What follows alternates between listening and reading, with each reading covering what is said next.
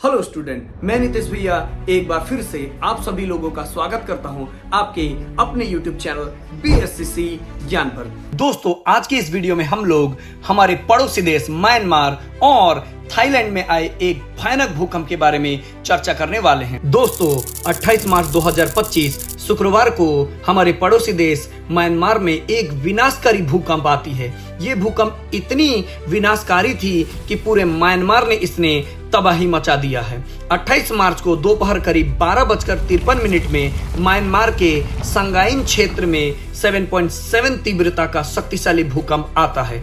इसका केंद्र मांडले के निकट 10 किलोमीटर की गहराई पर था। म्यांमार में आए इस भूकंप की तीव्रता 7.7 मैग्नीट्यूड की थी। इस भूकंप ने पूरे म्यांमार में एक तबाही का मंजर खड़ा कर दिया है। पूरे म्यांमार में अफरा तफरी और हाहाकार मच गया है। लोग अपने घरों से बाहर निकलकर सड़कों पर रहने लगे हैं। म्यांमार में अभी तक बताए गए रिपोर्ट के अनुसार हजारों लोगों की मृत्यु हो चुकी है और कई हजार लोग इंजर्ड है। सभी देशों ने राहत कार्य के लिए म्यांमार की मदद करने की पेशकश किया है। इस भूकंप से म्यांमार के कई शहर प्रभावित हुए हैं, जैसे मांडले, तोंगू और आंगवान जैसे शहरों को तो भारी नुकसान पहुंचा है। कई इमारतें, पुल, बांध इससे क्षतिग्रस्त हुए हैं।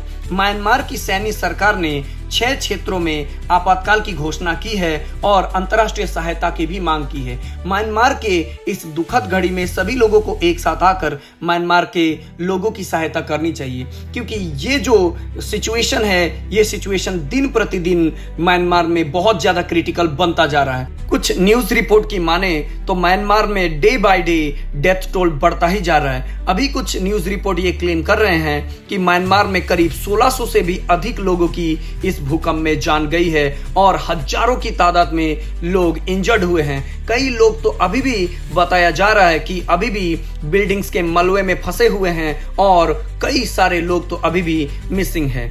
इस भूकंप ने न सिर्फ म्यांमार में बल्कि थाईलैंड की राजधानी बैंकॉक में भी बहुत ज्यादा तबाही मचाया है। बैंकॉक में कई इमारतें, कई पुल ताश के पत्ते की तरह ढह गए हैं। आपने देखा ही होगा कि म्यांमार में एक नई बन रही 34 मंजिला इमारत कैसे ताश के पत्ते की तरह ढह गई। इससे कई लोगों की जाने गई और कई ज्यादा लोग यहाँ पर इंजर्ड बताए जाते हैं। आपने देखा ही होगा कि म्यांमार में और थाईलैंड में भी बहुत सारे इन बिल्डिंगों के ऊपर जो स्विमिंग पूल, इन्फिनिटी पूल बने हुए थे, इस इन्फिनिटी पूल का जो पानी था भूकंप से, उस पूल का पानी गिरने से भी बहुत सारे लोगों की मृत्यु हुई है।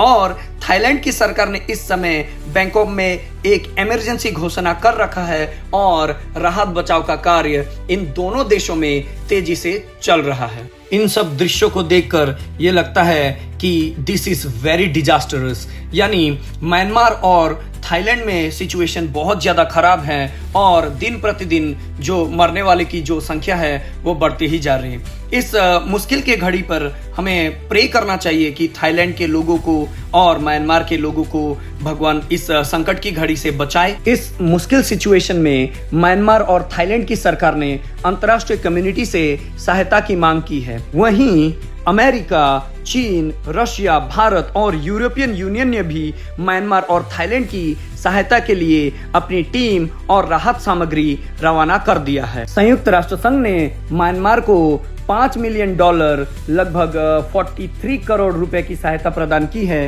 वहीं भारत ने ऑपरेशन ब्रह्मा के तहत 15 टन राहत सामग्री और 80 बचाव कर्मियों का एक दल म्यांमार तुरंत भेज दिया है। इसके अलावा भी चीन, रूस और अन्य देशों ने भी म्यांमार की जितनी हो सके भरसक प्रयास करने का वचन दिया है।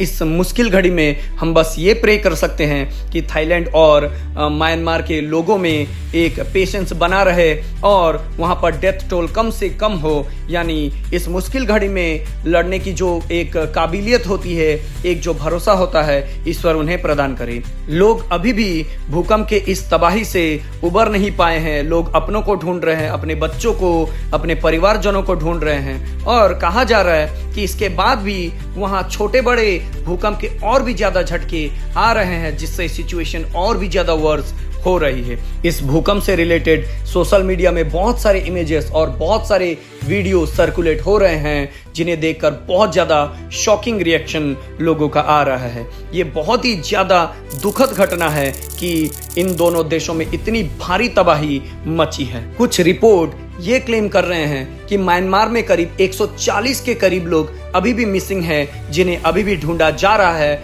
जिनका कोई भी पता नहीं चल पाया है। अभी भी म्यांमार और थाईलैंड में रेस्क्यू वर्कर दिन रात कार्य कर रहे हैं ताकि ज्यादा से ज्यादा जो लोग ट्रैप्ड हैं, जो लोग इंजर्ड हैं, उन्हें बचाया जा सके, क्योंकि म्यांमार में और थाईलैंड में दोनों ही जगह इतने बड़े बड़े बिल्डिंग गिरे हैं कि वहां पर लोगों की फंसने की आशंका बताई जा रही है।